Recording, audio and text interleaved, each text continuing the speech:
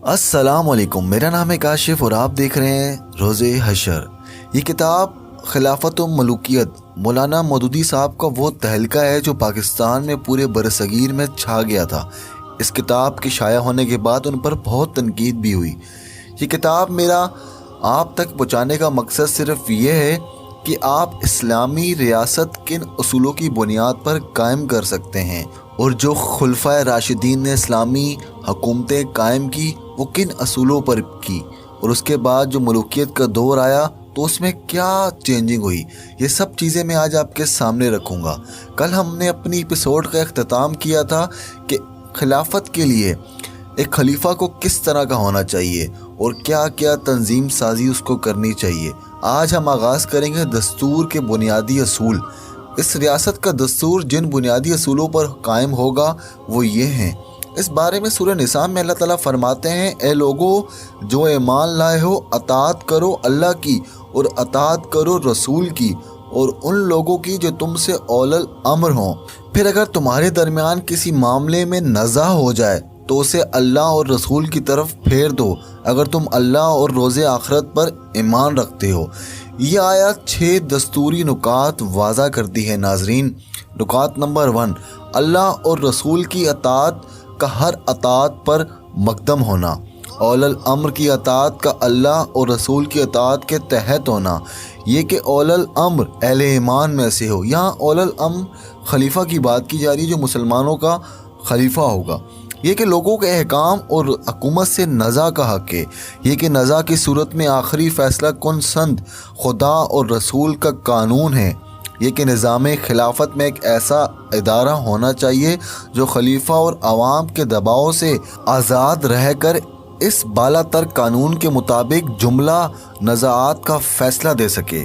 ناظرین، ایگزیکیوٹو کے اختیارات لازماً حدود اللہ سے محدود اور خدا اور رسول کے قانون سے محصور ہوں گے، جس سے تجاوز کر کے وہ نہ کوئی ایسی پالیسی اختیار کر سکتی ہے، نہ کوئی ایسا حکم دے سکتی ہے جو معصیت کی تعریف میں آتا ہو، کیونکہ اس آئینی دائرے سے باہر جا کر اسے اطاعت کے مطالبے کا حق ہی نہیں پہنچتا۔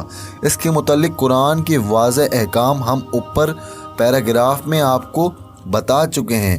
علاوہ بری یہ ایگزیکیوٹو لازمہ شورا یعنی انتخاب کے ذریعے سے وجود میں آنی چاہیے، اور اسے شورا یعنی باہمی مشاورت ہی کے ساتھ کام کرنا چاہیے، جیسا کہ میں نے پیچھے آپ کو بتایا ناظرین۔ لیکن انتخاب اور مشاورت دونوں کے متعلق قرآن قطعی اور متعین صورتیں مقرر نہیں کرتا، بلکہ ایک وسیع اصول قائم کر کے اس پر عمل درآمد کی صورتوں کو مختلف زمانے میں معاشرے کے حالات اور ضروریات کے مطابق طے کرنے کے لیے کھلا چھوڑ دیتا ہے۔ لیکن اس کے اختیارات قانون سازی بہرحال ان حدود سے محدود ہوں گے جو پیراگراف اوپر بیان کیے گئے ہیں۔ جہاں تک ان امور کا تعلق ہے جس میں خدا اور رسول نے واضح احکام دیے ہیں یا حدود اور اصول مقرر کیے ہیں، یہ مقننہ ان کی تعبیر و تشریح کر سکتی ہے، ان پر عمل درآمد کے لیے ضمنی قواعد اور ضابطہ کارروائی تجویز دینا کر سکتی ہے، مگر ان میں رد و بدل نہیں کر سکتی۔ رہے وہ امور جس کے لیے بالا تر قانون ساز نے کوئی قطعی احکام نہیں دیے ہیں، نہ حدود اور اصول متعین کیے ہیں، ان میں اسلام کی اسپرٹ اور اس کے اصول عامہ کے مطابق ہر ضرورت کے لیے قانون سازی کر سکتی ہے۔ لیکن ان کے بارے میں کوئی حکم نہ ہونا ہی اس بات کی دلیل ہے کہ شارع نے ان کو اہل ایمان کے ثواب دید پر چھوڑ دیا ہے۔ عدلیہ ہر طرح کی مداخلت اور دباؤ سے آزاد ہونی چاہیے تاکہ وہ عوام اور احکام سب کے مقابلے میں قانون کے مطابق بے لاگ فیصلے دے سکے۔ اسے لازماً اس حدود کا پابند رہنا ہوگا جو اوپر ناظرین بیان کر چکا ہوں، اور اس کا فرض ہوگا کہ وہ اپنی اور دوسروں کی خواہشات سے متاثر ہوئے بغیر ٹھیک حق اور انصاف کے مطابق معاملات کے فیصلے کرے۔ اس حوالے سے سورہ مائدہ میں اللہ تعالیٰ فرماتے ہیں، ان کے درمیان اللہ کے نازل کردہ قانون کے مطابق فیصلے کر اور تو ان کی خواہشات کی پیروی نہ کر۔ پر آج کل کے وکیل کیا کرتے ہیں ناظرین، آپ تو سب ہی جانتے ہیں۔ اسی حوالے سے مزید فرماتے ہیں سورہ سعد میں، اور اپنی خواہشات نفس کی پیروی نہ کر، وہ خدا کے راستے سے تجھے بھٹکا لے جائے۔ سورہ نساء میں پھر فرماتے ہیں، اور جب لوگوں کے درمیان فیصلہ کرو تو عدل کے ساتھ کرو۔ ناظرین آگے مولانا مودودی صاحب لکھتے ہیں کہ جب اگر آپ نے اسلامی ریاست قائم کرنی ہوگی تو اس کا مقصد کیا ہوگا؟ اس ریاست کو دو بڑے مقاصد کے لیے کام کرنا چاہیے۔ اول یہ کہ انسانی زندگی میں عدل قائم ہو اور ظلم و جور ختم ہو جائے۔ اس حوالے سے سورہ حدید میں فرماتے ہیں ہم نے اپنے رسولوں کو واضح ہدایات کے ساتھ بھیجا اور ان کے ساتھ کتاب اور میزان نازل کی تاکہ لوگ انصاف پر قائم ہوں، اور ہم نے لوہا نازل کیا جس میں سخت قوت اور لوگوں کے لیے منافع ہے۔ دوسرا یہ کہ حکومت کی طاقت اور وسائل سے اقامت صلاۃ اور اعطائے زکوٰۃ کا نظام قائم کیا جائے جو اسلامی زندگی کا ستون ہے۔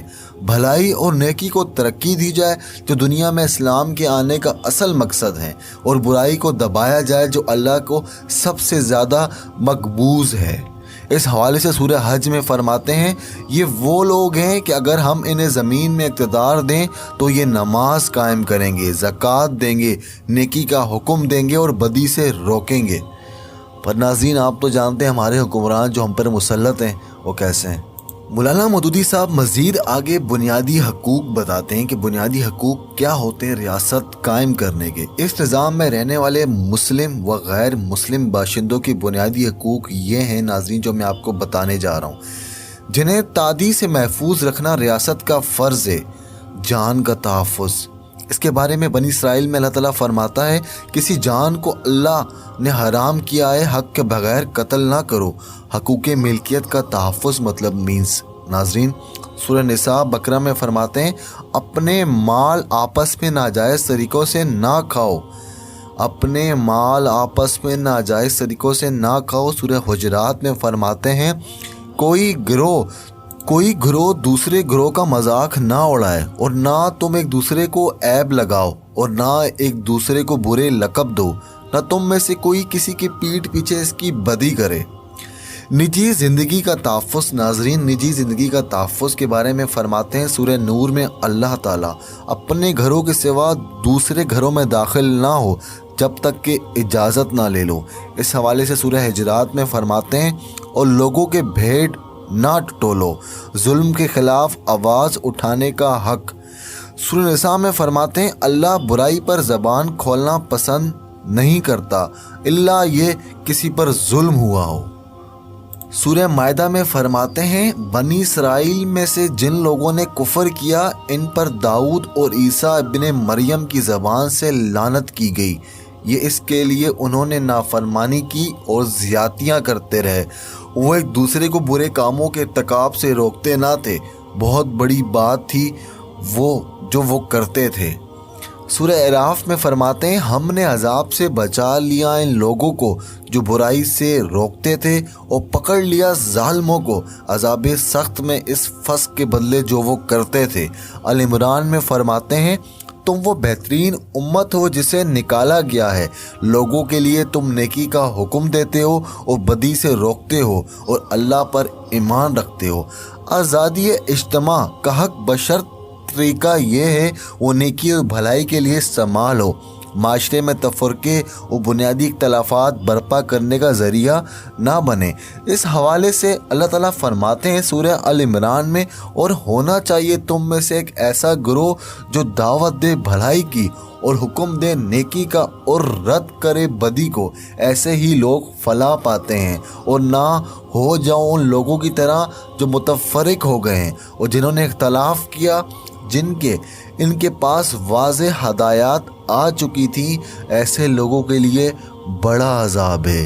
جبکہ ان کے پاس واضح ہدایات آ چکی تھی ایسے لوگوں کے لیے بڑا عذاب ہے۔ آگے سورہ بقرہ میں اللہ تعالیٰ فرماتا ہے دین میں جبر نہیں ہے۔ سورہ یونس میں آتا ہے کیا تو لوگوں کو مجبور کرے وہ مومن ہو جائیں۔ سورہ یونس میں دوبارہ اللہ تعالیٰ فرماتا ہے کیا تم لوگوں کو مجبور کرے گا کہ وہ مومن ہو جائیں۔ سورہ بقرہ میں فرماتے ہیں فتنہ قتل سے شدید تر چیز ہے، مذہبی دل آزادی سے تحفظ کا حق۔ اس حوالے سے سورہ انعام میں آیا ہے یہ لوگ خدا کو چھوڑ کر جن معبودوں کو پکارتے ہیں انہیں گالیاں نہ دو، اس معاملے میں قرآن یہ صراحت کرتا ہے کہ مذہبی اختلافات میں علمی بحث تو کی جا سکتی ہے مگر وہ حسن طریقے سے ہونی چاہیے۔ عنکبوت میں فرماتے ہیں اہل کتاب کے ساتھ بحث نہ کرو مگر حسن طریقے سے کر لو۔ یہ حق کہ ہر شخص صرف اپنے اعمال کا ذمہ دار ہو اور دوسروں کے اعمال کی ذمہ داری میں اسے نہ پکڑا جائے۔ اللہ تعالیٰ آگے فرماتے ہیں انعام میں بنی اسرائیل، فاتر، زمر، نجم میں ہر متفنس جو برائی کماتا ہے اس کا وبال اسی پر ہے اور کوئی بوجھ اٹھانے والا کسی دوسرے کا بوجھ نہیں اٹھاتا۔ یہ حق کہ کسی شخص کے خلاف کوئی کارروائی ثبوت کے بغیر اور انصاف کے معروف تقاضے پورے کیے بغیر نہ کی جائے۔ سورہ حجرات میں آتا ہے اگر کوئی فاسق تمہارے پاس کوئی خبر لے کر آئے تو تحقیق کر لو، ایسا نہ ہو کہ تم کسی گروہ کو بے جانے بوجھے نقصان پہنچا دو اور پھر اپنے کیے پر پچھتاؤ۔ بنی اسرائیل میں اللہ فرماتا ہے کسی ایسی بات کے پیچھے نہ لگ جاؤ جس کا علم تمہیں نہ ہو۔ سورہ نساء میں فرماتا ہے اور جب لوگوں کے معاملات پر فیصلہ کرو تو عدل کے ساتھ کرو۔ یہ حق کہ حاجت مند اور محروم افراد کو ان کی ناگزیر ضروریات زندگی فراہم کی جائیں۔ سورہ ذریات میں فرماتا ہے اور ان کے مالوں میں حق ہے مدد مانگنے والوں کا اور محروم کا۔ یہ حق کہ ریاست اپنی رعایا میں تفریق اور امتیاز نہ کرے بلکہ سب کے ساتھ یکساں برتاؤ کرے۔ سورہ قصص میں آتا ہے فرعون نے زمین میں سر اٹھایا اور اس کے باشندوں کو گروہوں میں تقسیم کیا جس میں سے ایک گروہ کو وہ کمزور بنا رکھتا تھا، یقیناً وہ مفسد لوگوں میں سے تھا۔ مولانا مودودی صاحب آگے لکھتے ہیں کہ باشندوں پر حکومت کے حقوق کہ ایک اسلامی حکومت قائم ہونے کے بعد اس کے اپنے باشندوں پر کیا حقوق ہوتے ہیں۔ اس نظام میں باشندوں پر حکومت کے حقوق ناظرین یہ ہیں جو میں آپ کو بتاؤں گا۔ پہلا یہ کہ وہ اس کی اطاعت کریں۔ سورہ نساء میں آتا ہے اطاعت کرو اللہ کی اور اس کے رسول کی اور ان لوگوں کی جو تم سے اول الامر ہوں۔ یہ کہ وہ قانون کے پابند ہو اور نظم اور خلل نہ ڈالیں۔ سورہ اعراف میں آتا ہے زمین میں فساد نہ کرو اس کی اصلاح ہو جانے کے بعد۔ سورہ مائدہ میں فرماتے ہیں جو لوگ اللہ اور رسول سے جنگ کرتے ہیں وہ زمین میں فساد پھیلاتے ہیں ان کی سزا یہ ہے کہ قتل کر دیے جائیں یا صلیب دیے جائیں۔ یہ کہ وہ اس کے تمام بھلے کاموں میں تعاون کرے۔ سورہ مائدہ میں آتا ہے نیکی اور پرہیزگاری میں تعاون کرو۔ یہ کہ وہ دفاع کے کام میں جان اور مال سے اس کی مدد پوری کریں۔ سورہ توبہ میں اللہ تعالیٰ فرماتے ہیں تمہیں کیا ہو گیا ہے کہ جب تم خدا کی راہ میں نکلنے کے لیے کہا جاتا ہے تو تم زمین پر جم کر بیٹھ جاتے ہو؟ اگر تم نہ نکلو گے تو اللہ تمہیں دردناک سزا دے گا اور تمہاری جگہ کوئی دوسری قوم لے آئے گا اور تم ان کا کچھ نہ بگاڑ سکو گے۔ نکلو خواہ تم ہلکے ہو یا بھاری اور جہاد کرو اللہ کی راہ میں اپنی جان اور مال سے، یہ تمہارے لیے بہتر ہے اگر تم جانو۔ آگے مولانا مودودی صاحب بتاتے ہیں خارجی سیاست کے اصول۔ اسلامی ریاست کی خارجی پالیسی کے متعلق جو اہم ہدایات قرآن میں دی گئی ہیں ناظرین وہ جو میں آپ کو سنانے لگا ہوں وہ یہ ہیں۔ عہد و پیمان کا احترام، اگر معاہدہ ختم کرنا ناگزیر ہو تو اس سے دوسرے فریق کو خبردار کر دینا۔ اسی حوالے سے اللہ تعالیٰ سورہ بنی اسرائیل میں فرماتے ہیں عہد وفا کرو یقیناً عہد کے متعلق باس پرس ہوگی، مطلب اس کے بارے میں پوچھا جائے گا۔ اس حوالے سے سورہ نحل میں آتا ہے اللہ کے عہد کو پورا کرو جب کہ تم معاہدہ کرو وہ قسمیں پختہ کر لینے کے بعد ان کو نہ توڑو اور نہ ہو جاؤ اس عورت کی طرح جس نے اپنی ہی محنت سے کاتا ہوا سوٹ ٹکڑے ٹکڑے کر ڈالا۔ تم اپنی قسموں کو اپنے درمیان مکر و فریب کا ذریعہ بناتے ہو تاکہ ایک قوم دوسری قوم سے زیادہ فائدہ حاصل کر سکے۔ اللہ اس چیز کے ذریعے سے تم کو آزمائش میں ڈالتا ہے اور ضرور وہ قیامت کے روز تمہارے اختلافات کی حقیقت کھول دے گا۔ سورہ توبہ میں فرماتا ہے جب تک دوسرے فریق کے لوگ تمہارے ساتھ عہد پر قائم رہیں تم بھی قائم رہو، یقیناً اللہ پرہیزگاروں کو پسند کرتا ہے۔ سورہ توبہ میں فرماتے ہیں مشرکین میں سے جن لوگوں کے ساتھ تم نے معاہدہ کیا پھر انہوں نے تمہارے ساتھ وفا کرنے میں کوئی کمی نہ کی اور نہ تمہارے خلاف کسی کی مدد کی تو اس کے عہد کو معاہدے کی مدت تک پورا کرو۔ سورہ انفال میں فرماتے ہیں اور اگر دشمن کے علاقے میں رہنے والے مسلمان تم سے مدد مانگیں تو مدد کرنا تمہارا فرض ہے، مگر یہ مدد کسی ایسی قوم کے خلاف نہیں دی جا سکتی جس سے تمہارا معاہدہ ہو۔ سورہ انفال میں فرماتے ہیں اور اگر تمہیں کسی قوم سے خیانت کا اندیشہ ہو جائے، بددیانتی کا اندیشہ ہو جائے تو ان کی طرف پھینک دو ان کے عہد کو برابری ملحوظ رکھ کر، یقیناً اللہ خاناؤں کو پسند نہیں کرتا۔ معاملات میں دیانت و وراثت بازی۔ سورہ نحل میں اس حوالے سے اللہ تعالیٰ فرماتا ہے اور اپنی قصبوں کے درمیان مکر و فریب کا ذریعہ نہ بناؤ، بین الاقوامی عدل مطلب بین الاقوامی انصاف۔ ناظرین اس حوالے سے سورہ مائدہ میں فرماتا ہے اور کسی گروہ کی دشمنی تم کو اتنا مشتغل نہ کر دے تو تم انصاف نہ کرو، انصاف کرو کہ یہی خدا ترسی سے زیادہ مناسب رکھتا ہے۔ جنگ میں غیر جانبدار ممالک کی حدود کا احترام۔ ناظرین اس حوالے سے اللہ تعالیٰ سورہ نساء میں فرماتے ہیں اور اگر وہ یعنی دشمنوں سے ملے ہوئے منافق مسلمان نہ مانے ان کو پکڑو اور قتل کرو جہاں پاؤ، سوائے ان لوگوں کے جو کسی ایسی قوم سے جا ملے جن کے ساتھ تمہارا معاہدہ ہو۔ صلح پسندی کے بارے میں اللہ تعالیٰ سورہ انفال میں فرماتے ہیں اور اگر وہ صلح کی طرف مائل ہوں تو تم بھی مائل ہو جاؤ۔ فساد فی الارض اور زمین میں اپنی بڑائی قائم کرنے کی کوششوں سے اجتناب کے بارے میں اللہ تعالیٰ سورہ قصاص میں فرماتے ہیں وہ آخرت کا گھر تو ہم ان لوگوں کے لیے مخصوص کریں گے جو زمین میں اپنی برتری نہیں چاہتے اور نہ فساد کرنا چاہتے ہیں، نیک انجام پرہیزگاروں لوگوں کے لیے ہوگا۔ غیر معاونت طاقتوں سے دوستانہ برتاؤ۔ اس حوالے سے سورت میں فرماتے ہیں اللہ تعالیٰ قرآن میں، اللہ تم کو اس بات سے نہیں روکتا کہ جن لوگوں نے تم سے دین کے معاملے میں جنگ نہیں کی اور تمہیں تمہارے گھروں سے نہیں نکالا، ان کے ساتھ تم نیک سلوک کرو اور انصاف کرو، یقیناً اللہ انصاف کرنے والوں کو پسند کرتا ہے۔ نیک معاملہ کرنے والوں سے نیک برتاؤ۔ اس حوالے سے سورہ رحمان میں آتا ہے کہ کیا احسان کا بدلہ اللہ کے سوا کچھ اور دے سکتا ہے؟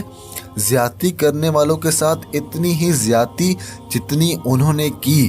اس بارے سورہ بقرہ میں آتا ہے بس جو کوئی تم پر زیادتی کرے تم بھی اس پر بس اتنی ہی زیادتی کرو جتنی اس نے کی تھی، اور اللہ سے ڈرو اور جان رکھو بے شک اللہ پرہیزگاروں کے ساتھ ہے۔ سورہ نحل میں آتا ہے اور اگر بدلہ لو تو اتنا ہی لو جتنا تمہیں ستایا گیا ہے، اور اگر صبر کرو تو وہ بہتر ہے صبر کرنے والوں کے لیے۔